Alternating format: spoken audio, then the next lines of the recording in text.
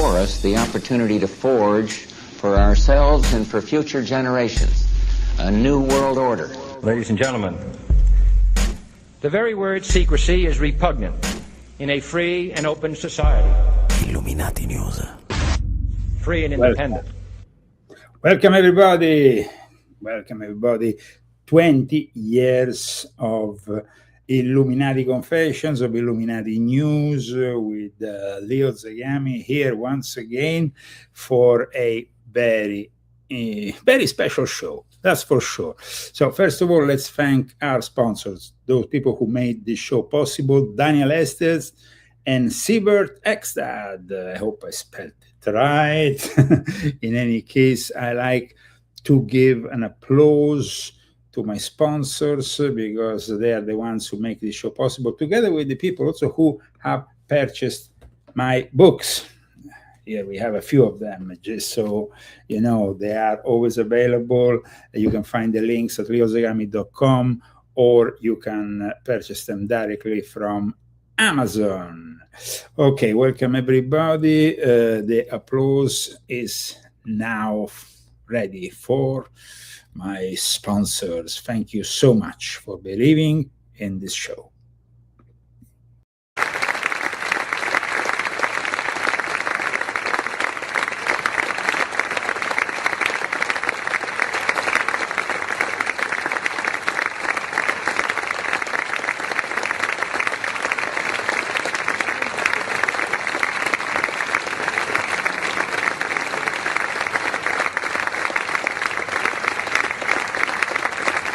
You can also support us by sharing this video on your social network of choice, and also by putting like and subscribing, of course, to my YouTube channel or my Rumble channel or my BitChute channel.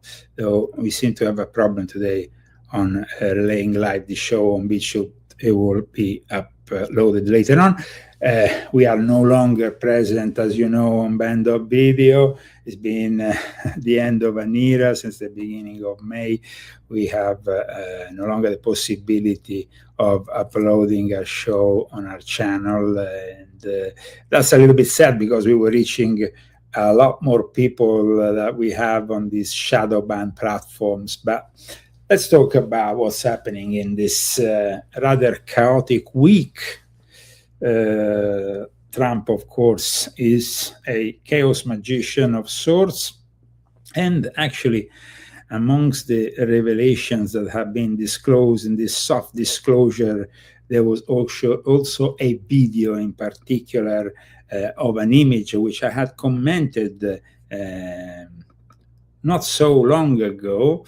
When I saw this image, I immediately said, this is something very familiar. This is the symbol of chaos magic. And to actually see the video now being released amongst the first installment of this very soft disclosure, here it is. This is the symbol of chaos magic. So, I mean, here we are. You have it right in front of your face.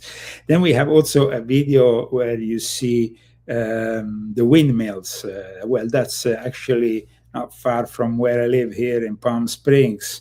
UFO that happened to appear in, I think, September 2020. We were just at the beginning of that infamous pandemic, and there were UFOs flying around here. Okay, welcome everybody. Let's start immediately with the unverified Epstein note. Now, there has been people I even know involved with this whole thing who have actually confirmed to me the genuine nature of it. But having said that, I still have some doubts on the release of this specific note on the specifically in this week, apart from the fact that this note was never included in the official Epstein files, which is really very suspicious, but also the nature of this note, the origins of this note. I mean, this note was found by his former cellmate, who was a dirty cop who ended up in jail for having done all kinds of terrible things.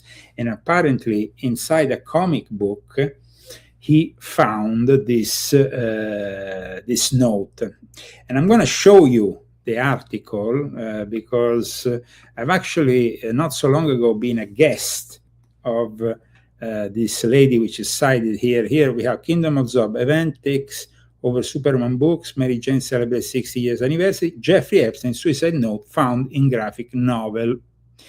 And going down here, you see Jeffrey Epstein suicide note found in graphic novel, and it says here, so I look at the publicly available Epstein files provided by the government, and most of the scant emails that mention graphic novels are from Kickstarter, which Epstein was not pledging. He was just on the mailing list. There are two exceptions. The first is a long email thread about a cancer benefit that mentions Marisa Acocella Marchetto excellent 2009 memoir, Cancer Vixen.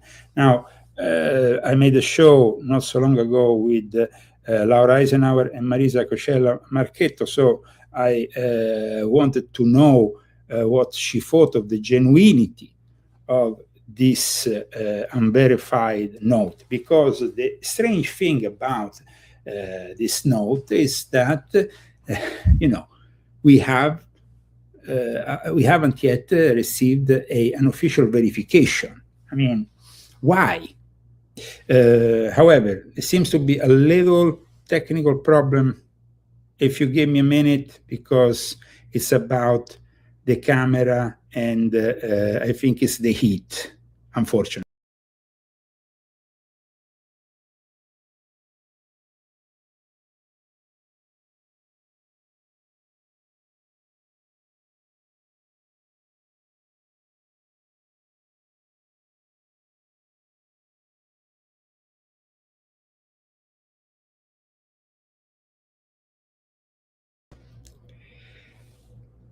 Hello, I hope that the problem is solved. If you are watching me now and there is still a little bit of fuzzy image, which seems to be the case, let's see if we can fix it again.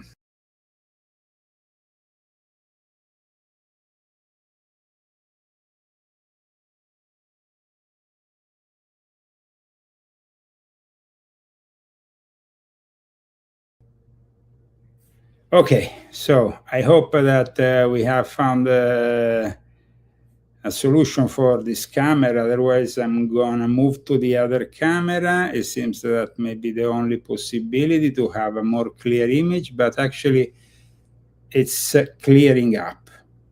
It's clearing up.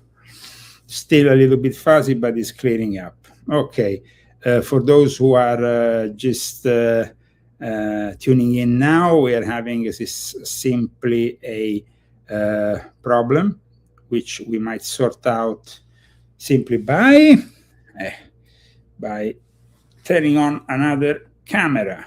It's not as high tech, but it might be good enough to have a clean definition, because that's what we want.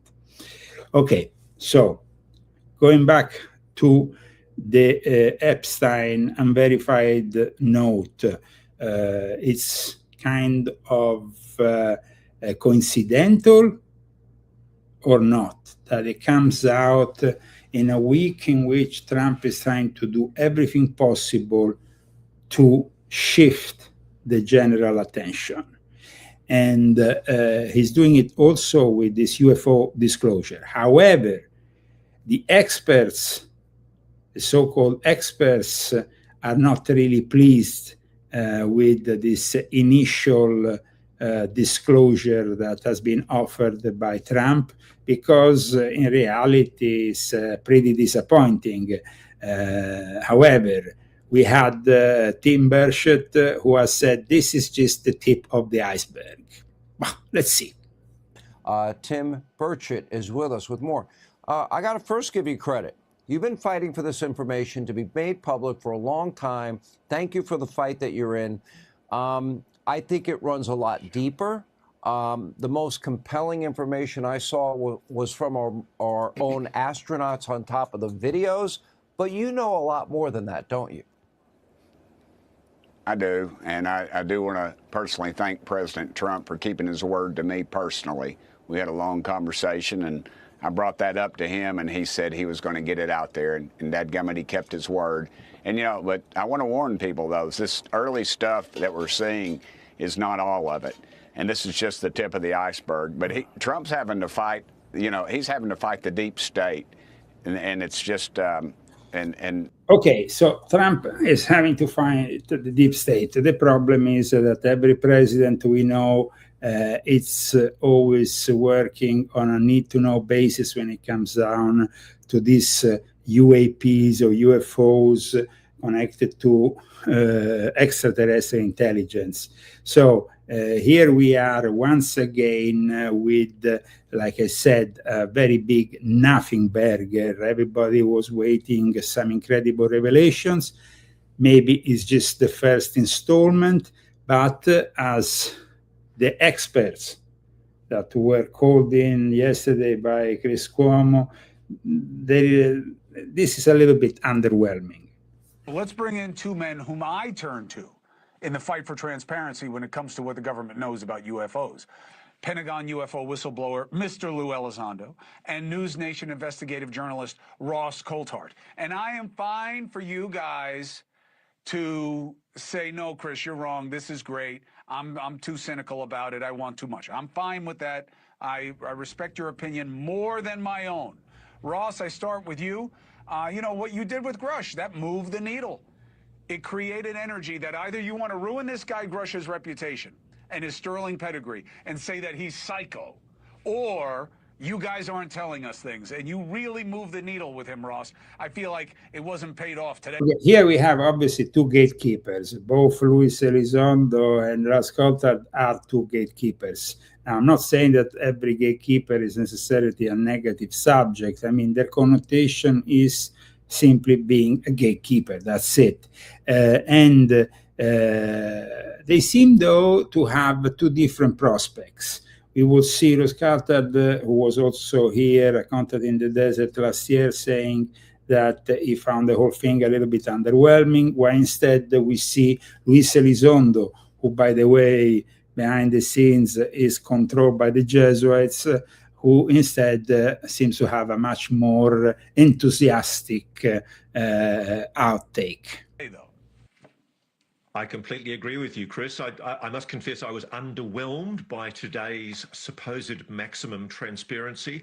I don't think it is maximum transparency. I'm talking to people inside the UAP alien craft retrieval and reverse engineering program who are deeply frustrated that the Pentagon is in charge of this release. They don't think that's appropriate.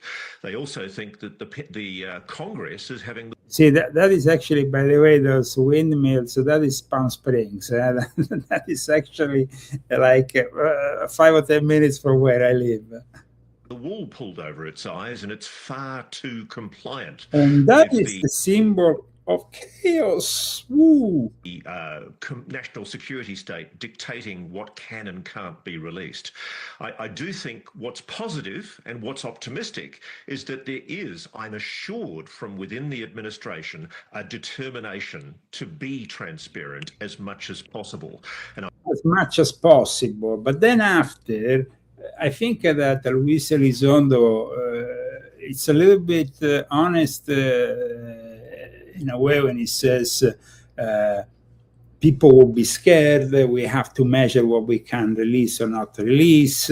So it's almost like he's admitting, both the nature of him and people like him, like David Grush, who used to work with him as gatekeepers. But the situation, of course, is of disappointment in general from the UFO world, which mostly knew the material that was released and didn't really astonish anybody. In coming weeks, we are going to see more. But frankly, today's was a bit underwhelming. We still, for example, haven't seen any of the 46 videos that Representative Anna Paulina Luna with the UAP caucus is demanding be provided to Congress. So, Lou, what's your read on this? What is the psychology of this disclosure? What do you think this means about what their intentions are? Well, Chris, I tend to be slightly more optimistic. So you see, here we have the optimistic guy, who gives the optimistic vision. I look at this from the perspective of history. Historically speaking, there's been other presidents in the past that say they are going to go ahead and be transparent with this topic, and they haven't been able to. So whether they didn't want to or they didn't succeed, this president, whether you like him or not, is starting to fulfill that promise. Now, with that said, I think it is rather underwhelming for a lot of folks who've seen, like myself, who've seen the videos, the high definition, ultra, 8K, high definition videos that do exist. Obviously, the grainy black and white can be a bit underwhelming, but I will tell you, though, I think it's a bit, you're asking me, why is the administration being kind of like a little bit slow? Yeah, why? And now you hear what he says. Open your ears, because this part is very revealing. With this, and I think it's a bit of a test balloon. I think they're dipping the toe in the water to see the reaction before they decide to take the high dive and cannonball into the deep end, which I'm told is going to actually happen. There's already been members of Congress whom I trust who've been told by administration officials that day is going to come. And also, we talk about the moon picture, which you pointed out. I think you're absolutely correct. When you look at that from the Apollo 12 mission, that was in the late 60s, early 70s, and we did not have satellites at the time orbiting the moon. And if you look at that statement, it said specifically, NASA said, hey, look, these might be real objects, right? These might be real objects. So we didn't have AI back then. We didn't have deep fakes back then. These are real photos taken from the surface of the moon. After NASA had spent decades saying nothing to see here, folks, oh, you know what? Turns out there's actually quite a bit to see. Well, that is, I must say, the big revelation here. I mean, yes, it might partly be a nothing burger. It obviously has been done as soft disclosure for the moment, probably like Luis Elizondo said, to test the ground. There is going to be much more coming up. We're going to have a lot to discuss this summer on this specific subject. In the meantime, of course, everybody from the so-called disclosure movement is a little bit like, this is underwhelming. This is not really giving us what we expected. But patience, my friend, because, of course, Trump is also trying to distract. He started a war that he left basically in the middle. There is now a crisis which is simply reaching new levels of uncertainty, because today there is an article which I'm going to show you, which is is clearly telling us that, especially when it comes to Asia farmers, this is an article of the Washington Post, the situation of the Strait of Hormuz being closed means not only of course, the fossil fuels, gas, oil, but also the fertilizers. And all this is threatening the global food supply like never before. I mean, people tell me, but why did you betray President Trump? No, there's nothing to betray. It's Trump who has betrayed us. And he has done it starting with the Epstein files, then moving into never-ending wars, not being able to stop that war between Russia and Ukraine, which maybe will be stopped now, because it seems that Putin today in his parade has said some important things. Let's see the parade. It's like once a year. It's called the Parade of Victory. It's dedicated to the victory over the Nazis. This year, though, it was only 45 minutes. His speech lasted only 9 minutes. And it wasn't what people expected from Vladimir Putin. It was a little bit low tone, let's say.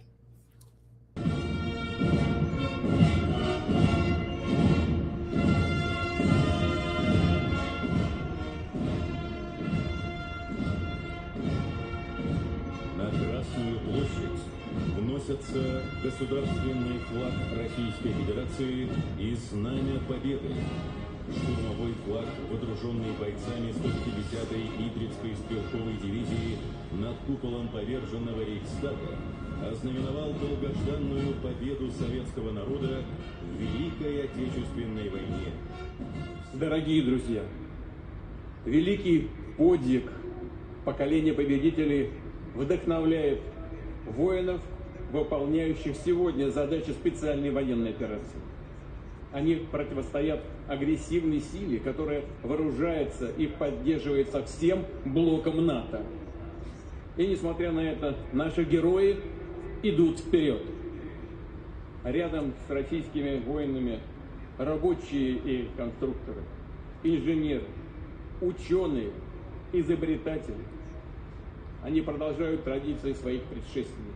Опираясь на современный боевой опыт, создают передовые, уникальные образцы вооружения, разворачивают их массовое производство. Но как бы ни менялись техника и способы ведения боя, неизменным остается главное. Судьбу страны вершат люди. Каждый вносит личный вклад в победу. Она куется и на поле боя, и в тылу.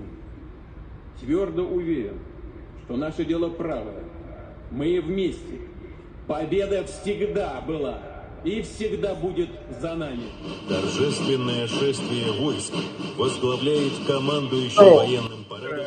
It's important to note that, of course, 45 minutes, the excuse was for security reasons, fearing drone attacks from Ukraine. However, Ukraine and Volodymyr Zelensky has actually respected the ceasefire, and there was no intention in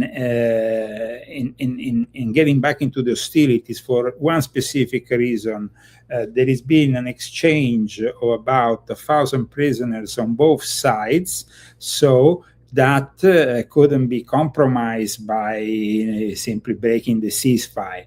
I mean, 1,000 prisoners in a war that has cost Russia many people. I mean, we're talking here about maybe around 400,000 soldiers from the Russian side of things. Now, this scaled down version of the victory parade, and also his intention at the end of the speech to actually reach an immediate resolution seems to be actually, and he has already chosen his possible emissary with the European Union. He is actually seeing for the first time, he's admitting that this confrontation is really with the European Union, and for that reason, he wants to work with the former Chancellor of Germany to get to some kind of solution that could, of course, come in the next few weeks. Now, I know that because I have actually the information about it on an article which was published by Italian ANSA, not by a American news agency. So I'm going to show you the article in particular. Here we have it. Okay. And the article is, of course, in the Italian language, but I can briefly translate it for you. It says that Trump is proposing Schroeder as his representative because he wants to negotiate an end of the hostilities with the European Union. So that is, at least it seems, good news. The foreign minister has also welcomed the possibility of restarting diplomatic discussions also with the Americans. I mean, it seems like 350,000 men dying for Russia is really a big number. Some say even 400,000. So, I mean, we're talking about hundreds of thousands of victims. Calculating the population of Russia is almost certain that every single family in Russia has had somebody dying in this hideous war in Ukraine. So, for that reason, I think that there could be a chance for peace. So, give peace a chance. But this could be a real possibility. However, internet for some sources was closed down, for others was reopened after the end of this parade. The fact that they close all communications within Moscow for the it lasted only 45 minutes, like I said, 9 minutes for Putin's speech. It was almost like, let's do this in the quickest way possible and without also all that display of weapons, which traditionally we have on the Red Square when we see all those, intercontinental ballistic missiles passing and all that. No, that this year didn't happen. So let's see what's going to happen next.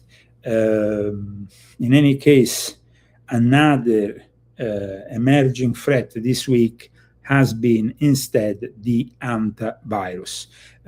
Finally, we have the whole story that could be completely fake, like it was in the case of COVID and Wuhan and the whole narrative that was created to cover up, of course, a much more sinister reality of something escaped from a lab. In this case, patient 0 has been identified, and this patient 0 visited apparently a hideous place because of his fixation as somebody, fixated with birds. He was a guy who was a scientist, apparently.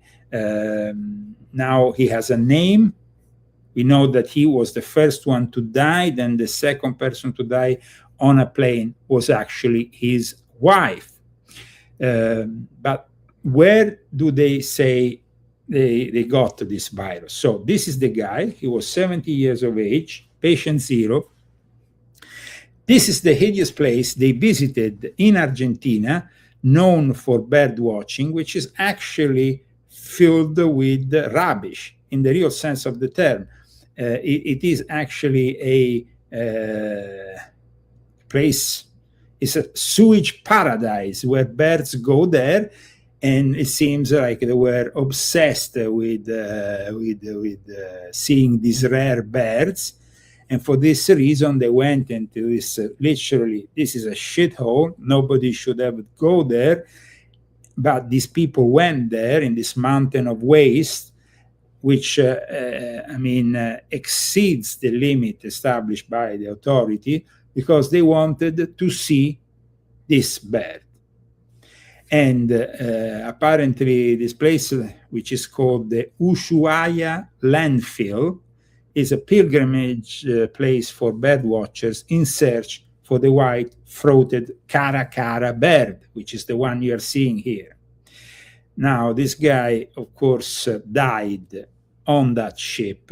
That ship was not any kind of cruise. It was a $10,000 cruise for people who want to have a very particular experience with nature, because it goes into a whole tour. It left from South America, and now I give you this brief clip so you can have an idea of the next threat that seems to to be actually the next COVID for some, even if the authorities are saying there is not the same level of contagion.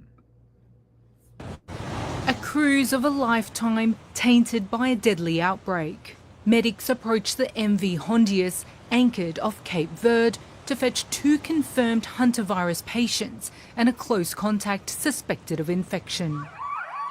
The British man, Dutch crew member and German national are whisked away in full PPE to board planes bound for Europe for treatment. 3 passengers have died since the cruise ship set sail a month ago. So you see, it set sail from Argentina. Apparently, patient 0 went to this wasteland where he contracted the virus without knowing. Him and his wife went on the boat. And this is the moment in which the captain of the ship announces the first death. Morning, everybody. The first the captain announced was a Dutch man. I'm told by the doctor we're not infectious, so the ship is safe when it comes to that. But the man's wife later also died. Now, the wife died on a plane full of people that then went all over the place. I mean, we have now, for example, even in Italy, an alarming situation, because there were people on the plane with the wife of patient 0 who are now panicking because it takes several weeks to develop this hantavirus. So this is a week in which we saw an unverified Epstein note, a soft UFO disclosure, and now on top of this new threat of an emerging virus. Couple believed to have been infected while birdwatching near a landfill site in Argentina. Passengers say the cruise carried on as normal. I was very unhappy because we didn't take the right cautions for the first couple of weeks. The hantavirus typically spreads from rodents. Officials say the rare Andes strain, the only type known to cause human-to-human transmission, is behind 2 of the cases so far. This is not the next COVID, but it is a serious infectious disease. The risk to the general public is low. Okay, so these are the words from the World Health Organization. We also learned that they can never be trusted, but I mean, who knows? It seems like the distractions are many, and of course the system, the Epstein regime, needs distractions, and at the moment it seems like the hantavirus could be another distraction. Australians are among the 140 still on board. None are believed to be showing symptoms. As the ship sails for the Canary Islands. Now, the thing I don't understand about this whole thing, the ship was in the island of St. Helena, if I don't get it wrong, and that's where this expedition vessel, the MV Hondius, stopped on the island there on April 24.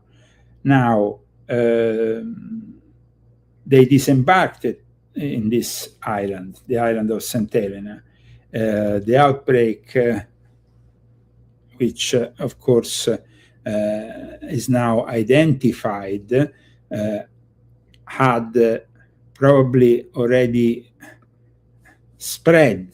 So now they're going to the Canary Islands, and of course in the Canary Islands we have most of the local population upset about having anybody from this ship disembarking there. It is, of course, very dramatic for people living in these islands. I can understand. I mean, that it can be really dramatic for these people. So let's see what's going to happen next in this new situation. But at this point, let's also discuss other important topics of the day. As you have seen, we have now this Pentagon UFO files, which are almost a nothing burger. But like I said, they also released with suddenly, they took out almost of their, of their illusionist hat, a rabbit. In this case, the note of Jeffrey Epstein saying goodbye, no fun, not worth it. I'm just going to take my life. Now, I've published a book about Jeffrey Epstein, a book, The Rise and Fall of a Frankist Monster, which I suggest you all read. There is more and more people who are understanding the threat of the Sabbatean Frankist milieu. There has been also now very popular Chinese professor who goes online and is very popular, who is also embracing the fact that Epstein was part of the Sabbatean Frankist milieu, confirming what I already wrote. There is actually already other writers who are publishing books referencing to the possibility that Epstein was involved with the Sabbatean Frankist cult. So, I mean, definitely when you get a Leo Zagami book, you get something that it's trending in a way, trending and showing you things that maybe hypotheses that other people didn't have, and that now are, of course, gonna more and more become mainstream. Like I said just a moment ago, though, all these distractions come among a growing crisis, a crisis that every American like me is feeling, just going to the gas pump every day or going to the supermarket. This is going to be what The Guardian, which is a British newspaper, defined as a spiritless summer. Americans feel squeeze of costly fuel amid busy travel season. So there is soaring oil prices that have left many Americans with higher costs and fewer options for travel amid the Iran war. We know that jet fuel is even more expensive than ordinary fuel, and in fact, half of the flights in Europe this summer might be cancelled. Somebody is telling me, Leo, the level of Dr. Estley is overwhelming every night. Dr. Estley, I read some of his books. I don't know him personally, but I read some of his books. And I advise all of you to do the same. I mean, sometimes it's better to read books of people rather than just seeing a clip here and there on the internet. And he talked extensively, I remember, about the Bilderberg Club in one book, which I read, and the other also of the Tavistock Institute, always with very, very interesting and brilliant analysis. Though, of course, we might differ in our personal position, because I think he comes from a more leftist inclined background. Other questions that people are, I must say, we have a lot of people tuned in today, which is nice. And people are asking me questions. So let's put on here on this side the chat board so it can become also more clear what we are answering. It says, Leo, please explain what kind of connection link may be between the Hantavirus name and the ship name Omnius. I am talking about possible links such as the Moderna side effects being Hantavirus. Well, I mean, I'm personally not a doctor, I'm not a medical expert, and I have great respect for people who have. I mean, my father was himself, aside from being a psychiatrist, he was also medical. I mean, he was a doctor. So I have a lot of respect for people who know about these kind of things and who have analyzed them in a professional way. If you remember, during the first couple of years of the pandemic, in fact, I conducted myself along with somebody who, of course, was directly involved by being himself a medical expert, but myself I'm not. So some other people telling me Esterlin Tavistock book is good.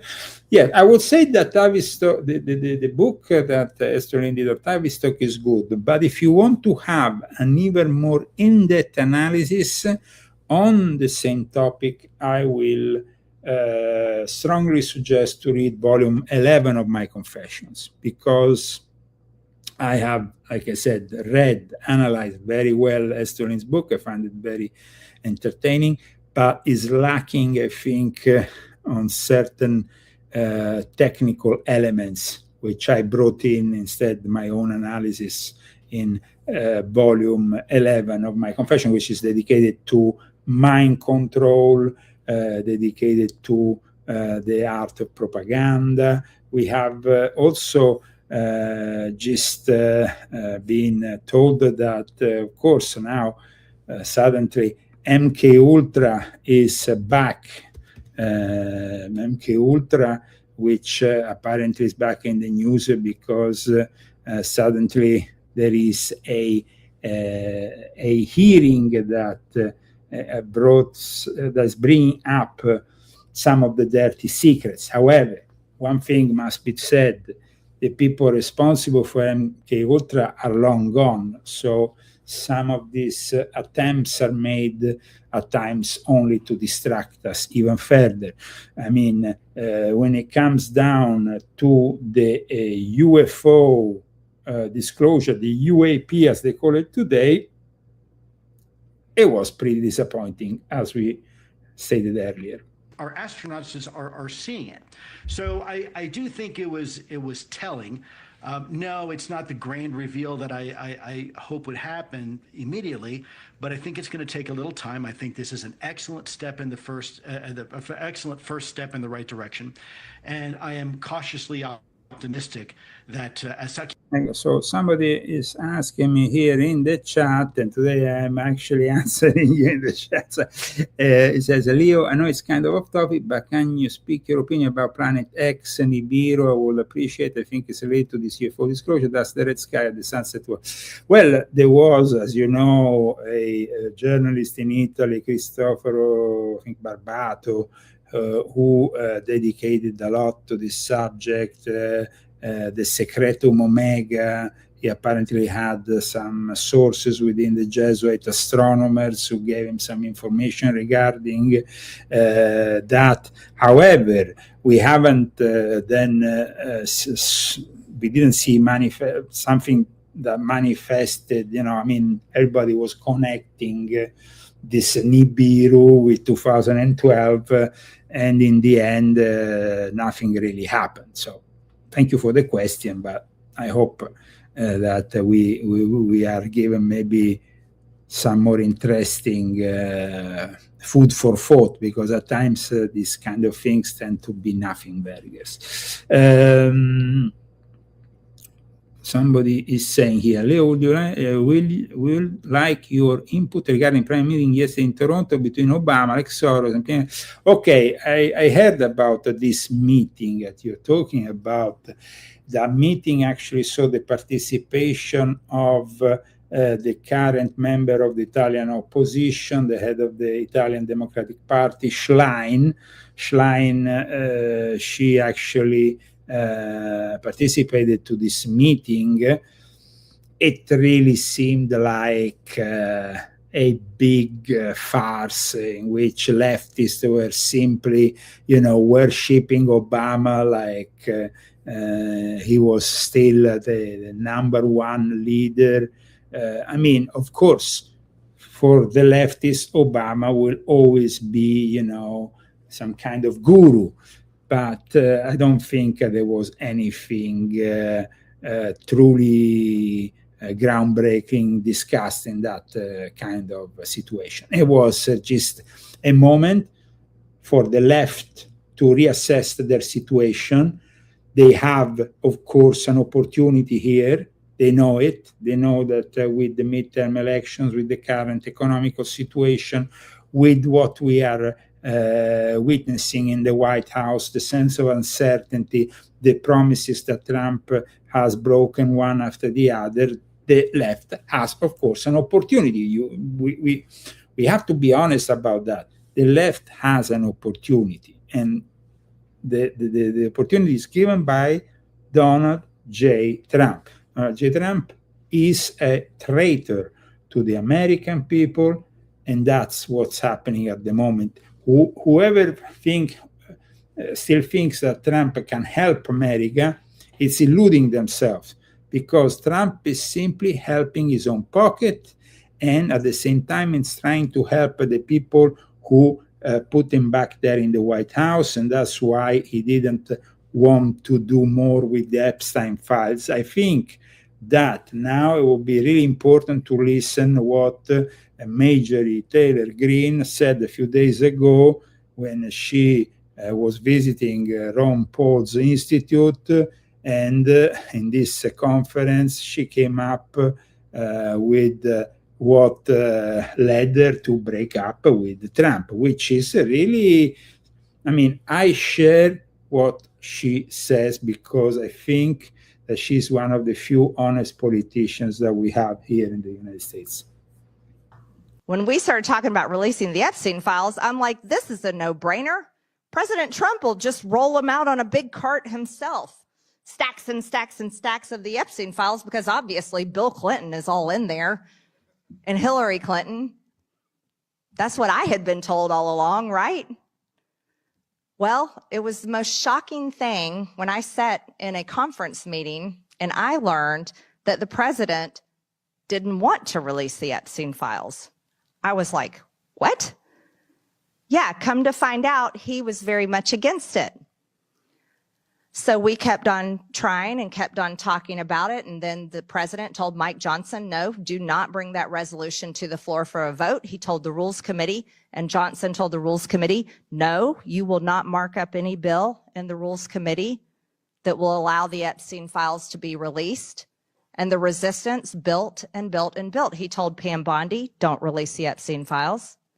He told everybody, don't release the Epstein files.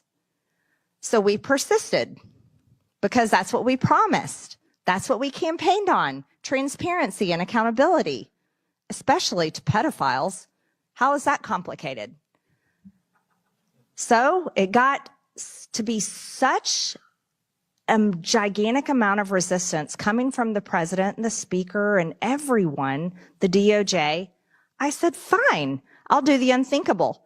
I'll go over there and I'll sign my name on a discharge petition that all the Democrats are signing their name on. Talk about crossing the aisle. Me, a general in the MAGA army, crossing over to sign my name with a bunch of Democrats.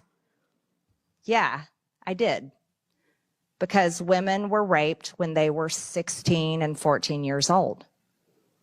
And he was a convicted pedophile, and we knew there were many with him. So I signed my name on the discharge petition. Oh, did I get my name on the naughty list then? Let me tell you. That became a real issue at the White House. Well, I'll never forget it. I was in my office in the Rayburn building, and I got a phone call from the president. And he was at the White House, and he wanted to talk to me about the discharge petition that I'd signed my name on. And he said, Marjorie, you're going to have to take your name off that discharge petition. We can't let, this is a hoax. We can't carry this. This is a hoax. It's a Democrat hoax. It wasn't a hoax. We all know that there were real victims. Somebody here says, of course, they seem to be Italian, so they're not American.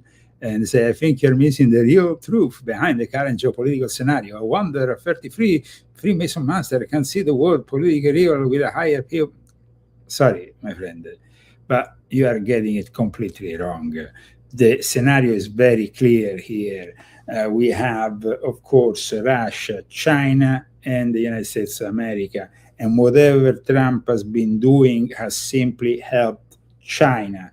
And that's why he's going to China now, and maybe something is going to happen at a global level simply because China, which is going to now see a visit by Donald J. Trump, is not happy with what is going on, of course, especially with the Strait of Hormuz, with the passage of fertilizer, oil, and gas and everything that, of course, is undermining their own economy. And then at the same time, we have what is happening between Ukraine and Russia. And at a global level, you have to tell me, how did Donald J. Trump help us Americans, not you Europeans or you living on the other side of the world who still think Trump is the savior? He's not any savior. And we Americans have realized that, unfortunately, at our own expense, because we are paying for more for everything, and we are not happy with the way he is doing his presidency, because he has basically betrayed every single promise in the book. And at the same time, he's thinking that the biggest, most important thing is to finish his ballroom. Who cares about his ballroom? He should release the Epstein files unredacted rather than any UFO disclosure. Then we can go on with a full-on UFO disclosure, not a soft UFO disclosure, not a UFO disclosure which is really missing the point. But let's get back to Major Taylor Greene. And we've got to just put this away and stop doing this. And he said, my friends are going to get hurt. He said his friends would get hurt if we release the Epstein files. Those friends are the same friends which is helping every time he announces that he's close to a ceasefire, he's close to interrupt hostilities. He does that usually to maneuver the stock market as it closes on a Friday and then reopens on a Monday. And he does it to make his friends, the Epstein regime, richer, not the Americans.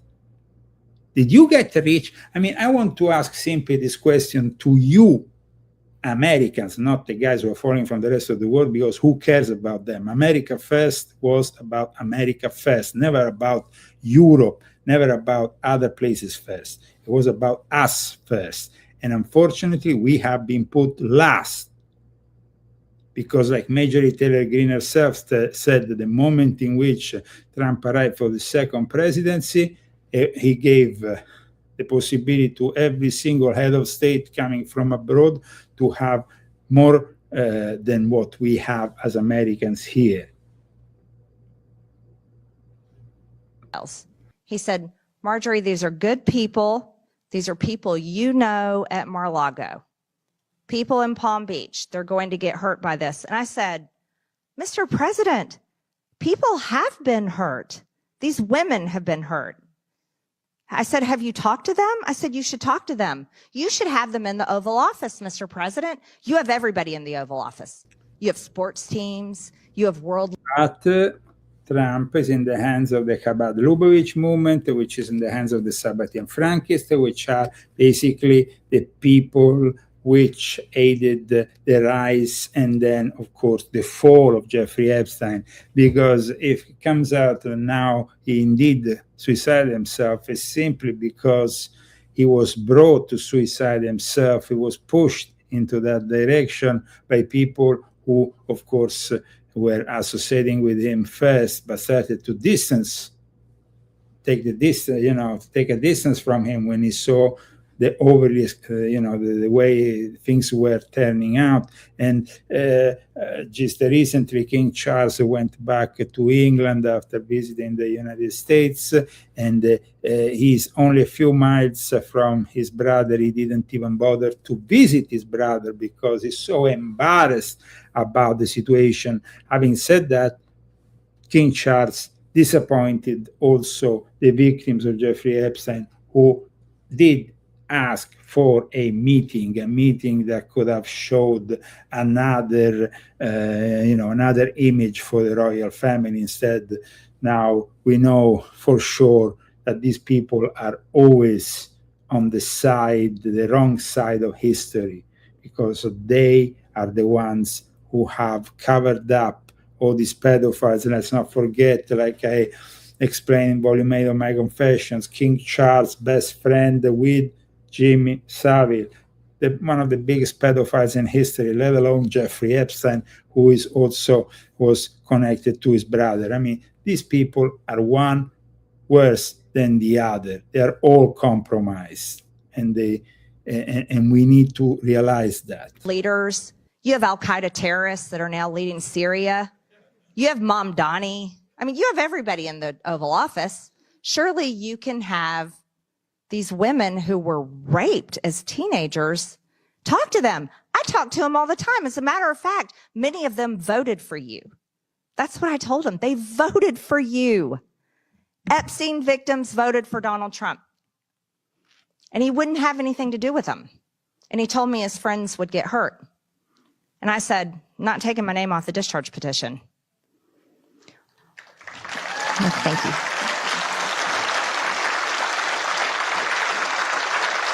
Thank you.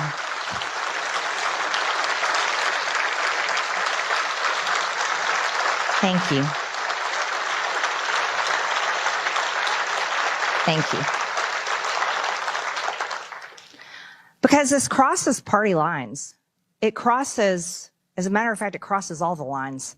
Yeah, I mean, that is the real truth here. It's not about partisanship. It's not about saying the left is better than the right is better than the left. We are all being played by the Jesuits and the Sabbatean Frankists behind the scenes. We are all being played. So, we can fight against each other. But the truth is, the victims are real. The victims are real. We like to have a deeper and thorough investigation in the Zorro Ranch, something that never happens, because every time they go to the Zorro Ranch, it seems something, is missing. And so then they delay any possible thorough investigation of a place which apparently hides buried dead bodies. We know that Jeffrey Epstein bought tons of acid. This acid could be used to, of course, melt bodies, destroy any evidence.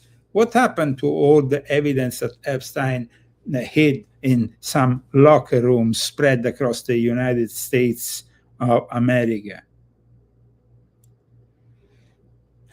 So, I mean, it is really incredible to see that there is still people who believe in, the rubbish of the QAnon movement. I had published a book in 2022 in which I finally exposed the whole psyop behind the QAnon movement. And still, to this day, there is people who believe this rubbish.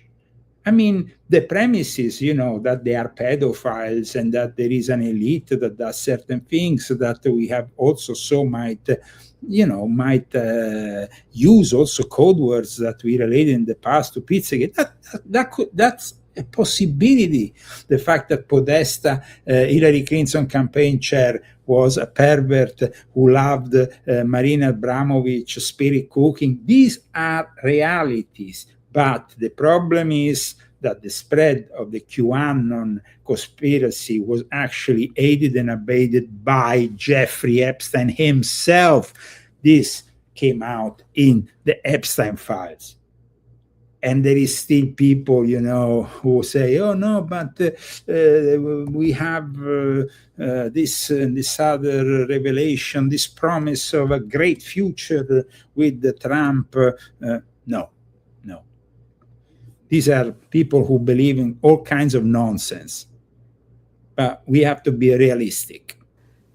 When it comes down to victimizing some of the most innocent people in America, these were young girls that were teenagers that desperately wanted to be models one day. They wanted to be seen as beautiful. They wanted to be rich. They wanted to be famous. And of course, every teenager wants things like that. And they were victimized by Ghislaine Maxwell and others. And they were victimized by the richest, most powerful men, not only in our country, but in the world. And they were used by Jeffrey Epstein as sexual tools for his own satisfaction and his friends' satisfaction. To actually be asked by the President of the United States to back off and not help these women, that's when MAGA died. That's when the entire thing shattered for me. And for me too. And remember, there is still people, though, who embrace the rubbish of influencers like Juan O'Savin, who doesn't show his face, who is always in disguise, who people still suspect he might be somehow the resurrected JFK Jr. What kind of problems do you have in your mind, ladies and gentlemen? Those people who follow the QAnons of the situation, the Kennedy QAnon influencer, Juan Sabin, have lost their own mind. Leo Zagami has been here for 20 years. Remember that QAnon didn't exist 20 years ago, and we were better off. We had a great truth movement. There was me, Alex Jones, David Icke. Yes, of course, we could also at times not agree with everything. We could actually have, you know, some parts of this truth movement who had different ideas. But with the arrival of the QAnon psyop, there has been a whole generation of people who has lost their minds. Q-tards, unfortunately. And remember, a book like this gives you the right understanding of the whole thing. So I strongly advise you get volume 7. I strongly advise you get The Rise and Fall of a Frankist Monster. I strongly advise you get also the last installment of my confession, which is volume 12, to also understand what's happening also with Pope Leo. Thank you so much for tuning in today. Thank you to Christian White, who has actually donated as we were doing the show. Thanks to Daniel Estes. Thanks to Sievert Hestad. I want to also thank the people who purchased the Zagami Family Cookbook. The Zagami Family Cookbook, guys, is a unique way of transforming your kitchen in a 5-star Italian restaurant. These days, we can't really afford going out any longer. It's impossible. But we can still have a great meal. You can still cook a great meal for your husband or for your wife. It's a great experience to cook. It actually gives you something. And there is some great meals and also some great photos. You can learn also how to make pizza, how to make fresh pasta. Check out the Zagami Family Cookbook. I'm, in the meantime, trying to convince my wife to do a volume 2. In the meantime, I'm eating the specialities that maybe will make volume 2. But in the meantime, guys, get volume 1, which is a great book if you haven't yet. And all the best. We will see each other next Saturday, God willing. And we will also have a great surprise for you in the next few weeks before the end of the month, the publication of my new book. Is going to be, guys, a book. I mean, I've been working on it. It's an investigative journalist job, which I've conducted thoroughly. I've also interviewed experts and so on, and I can guarantee you will be pleasantly shocked by what's coming next. So prepare. It's not Confessions. Like we said, the last volume of Confessions is volume 12. There's not going to be any longer any Confessions, but it's simply another essay digging deep in one of the subjects which I've at times analyzed during my Confession series, but which, of course, you know, the mission of my new series of essays is to bring topics like I did in the case of Jeffrey Epstein, specific topics, and then dig deeper and deeper and deeper and bring out things that no other author or researcher brings out. So I'm looking forward for that. And we will see each other next week. Of course, depending on the sponsorship, we might even bring you an extra show, but that depends on you guys. So keep on supporting the Leo Zagami Show with the purchase of books or with your donation. Take care. God bless you all. Illuminati want my mind, soul, and my body. Secret society, trying to keep me